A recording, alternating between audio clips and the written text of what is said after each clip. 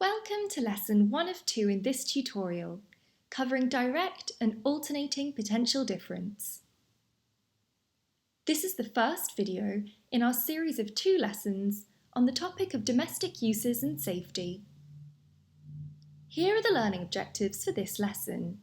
We'll cover alternating PD, direct PD, and mains electricity. Here are the AQA specification points for this tutorial. Feel free to pause the video now and read through them before we begin. We'll start off with direct and alternating PD.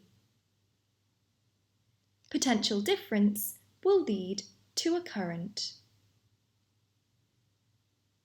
It can be alternating or direct. Now let's look at the difference between the two. An alternating potential difference will lead to an alternating current. This changes direction all the time.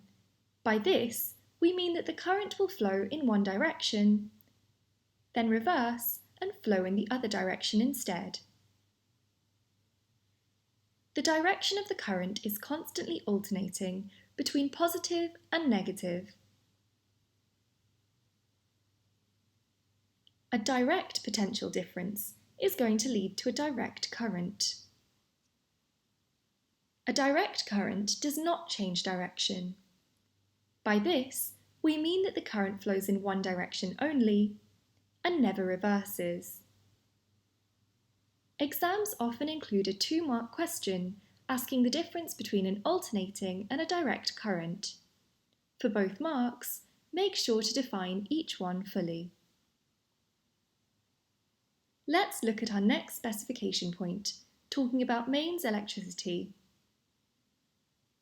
The mains electricity in our homes and schools runs on an alternating current supply.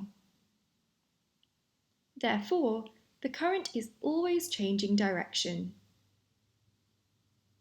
An example of direct current is in batteries, which pass the current around the circuit in one direction. Batteries only ever fit into a battery socket in one way. This means the battery is always put in the correct way for the current to flow. All AC supplies have a certain frequency. This is the rate of direction change. For example, how many times the direction of current will change. The frequency of mains electricity in the UK is 50 Hz.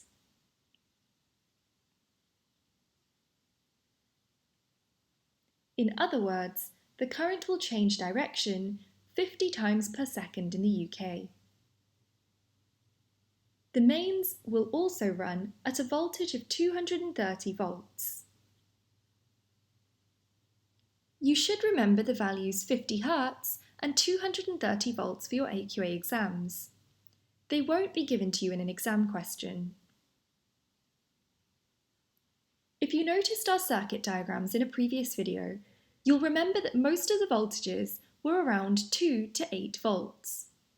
We've just learned that mains supply has a voltage of around 230 volts, making electricity in our homes very dangerous.